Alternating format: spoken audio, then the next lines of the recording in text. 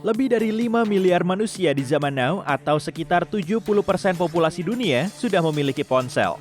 Karena inilah, perputaran uang di pasar smartphone global mencapai 5,4 kuintriliun rupiah pada tahun 2021. Ponsel jadul pun tetap bisa laku. Saat mau beli ponsel baru, ponsel jadulmu masih bisa dipakai ya? Gini aja, kamu bisa menjualnya, menaruhnya di laci sampai lupa sendiri, atau tukar tambah dengan ponsel model baru. Sejumlah situs juga nyediain layanan tukar tambah ponsel jadul. Tapi seringnya, tukar tambah dilakukan di tempat penjualan ponsel fisik. Lebih dari sepertiga pelanggan Apple Store juga memanfaatkan program tukar tambah seperti ini. Jaringan menawarkan insentif besar untuk mendorong tukar tambah ponsel. Misalnya, dengan mematok diskon besar-besaran pada perangkat baru atau memberi kredit tukar tambah ke pelanggan. Jumlahnya bisa berkisar antara 2,8 sampai 14 juta rupiah, tergantung pada umur ponsel dan kebijakan providernya. Sebagian jaringan bisa saja menawari ponsel baru, tapi si pemilik ponsel harus menandatangani kontrak agar bisa melakukan tukar tambah. Perusahaan menawarkan berbagai diskon menarik agar pelanggannya tetap memakai produk mereka. Dengan begini, mereka akan mendapat permintaan ulang dan tetap bisa mengendalikan aliran uang. Tukar tambah juga mendorong kita agar nggak berlama-lama memakai gadget jadul. Banyak orang melewatkan 1-2 ponsel generasi terbaru sebelum akhirnya mengupgrade gadget. Malahan, ada juga yang masih betah berlama-lama. Dengan adanya program tukar tambah, kebiasaan ini bisa diminimalisir. Produsen pun bisa meningkatkan penjualan dengan sering mempromosikan upgrade. Penyedia layanan juga memakai cara ini untuk membuat pelanggannya tetap setia. Memangnya ponsel jadul yang udah ditukar itu bakal diapain sih?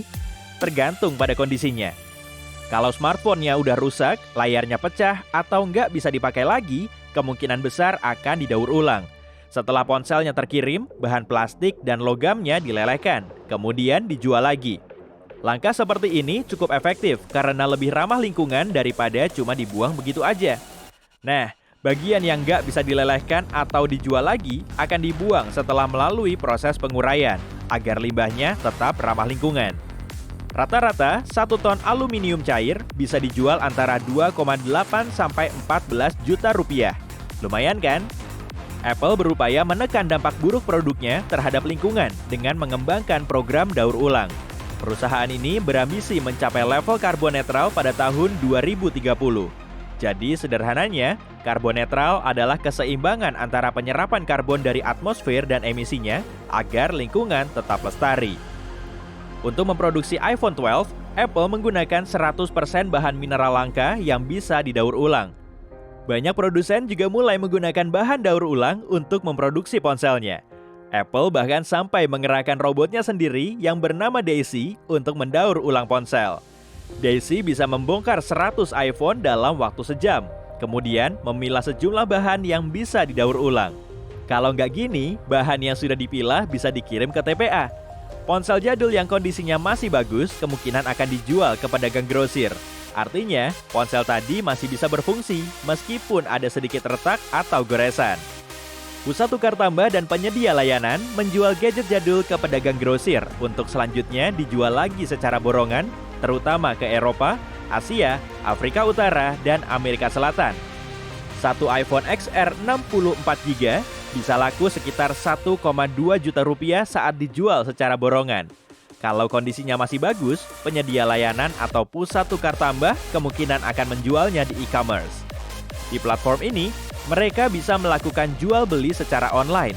Kalau iPhone 64GB tadi masih berfungsi, harganya bisa sampai 3 jutaan rupiah. Tapi gimana ya kalau ponselnya masih sangat baru? Pihak penyedia layanan bisa menyimpan dan memperbarui ponsel itu, kemudian menjualnya lagi.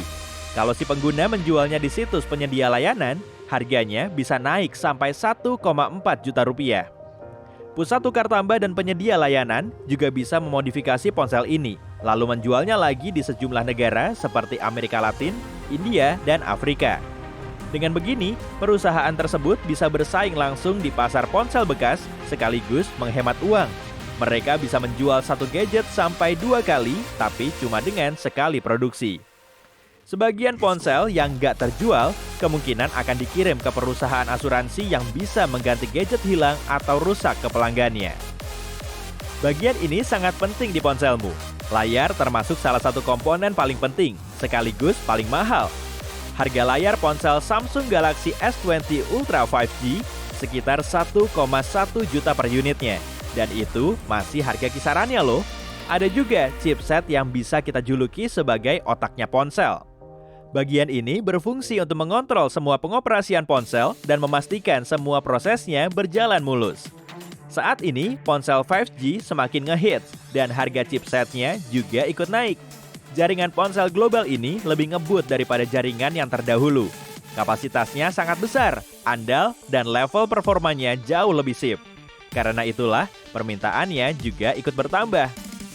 Harga chipset standar ponsel Galaxy ditaksir mencapai Rp800.000 per unitnya. Tapi smartphone 5G perlu prosesor khusus yang bisa mendukung konektivitas 5G yang harganya kurang lebih Rp1,1 juta. Kamera ponsel juga laku loh kalau dijual. Kamera bagus menjadi salah satu kriteria utama yang dicari-cari para pembeli. Harga kamera Samsung sekitar Rp1,3 juta. Sedangkan kamera Apple iPhone 11 Pro Max kurang lebih 600 ribuan. Oke, kamu beneran mau menjual ponsel jadulmu itu ya? Memangnya bisa dijual di mana aja sih? Kebanyakan pihak pembeli ponsel menawarkan satu harga untuk tiap unit ponsel yang berfungsi mulus. Kalau ponselnya rusak tapi masih memenuhi kriteria tertentu, biasanya mereka akan mematok harga alternatif. Berarti kalau ponselnya udah nggak berfungsi, harganya akan semakin turun. Kalau kerusakannya nggak seberapa, cek dulu harga yang bisa kamu dapat saat kondisinya masih bagus. Mungkin kamu cuma perlu melakukan hal simple, seperti mengganti baterai untuk menaikkan nilai jualnya. Lihat juga situs pembanding harga untuk nyari tahu tempat penjualan ponsel yang paling pas dan pembeli yang rela bayar mahal. Tapi sayangnya, ngecek satu situs aja masih belum cukup. Jadi idealnya, kamu perlu membuka beberapa situs. Tenang, Mbah Google punya jawabannya kok. Saat ini, tukar tambah ponsel sudah jadi hal biasa, karena permintaan gadget baru juga makin membludak. Apple pertama kali menerapkan kebijakan tukar tambahnya pada tahun 2013, tepatnya saat perusahaan tersebut kehilangan profit selama lebih dari 10 tahun. Lalu, Apple mempromosikan skema yang sama pada tahun 2017, saat peluncuran iPhone X, yang kala itu dibanderol dengan harga 14 jutaan. Cara ini terbukti bisa mendongkrak angka penjualan. Dengan banyaknya ponsel yang beredar di pasaran, kompetisinya jadi makin sengit. Skema ini bisa mendorong pengguna iPhone agar tetap setia dengan produknya, sekaligus membantu Apple membenahi masalah kenaikan harga. Plusnya lagi, pelanggannya tetap dapat diskon yang besar.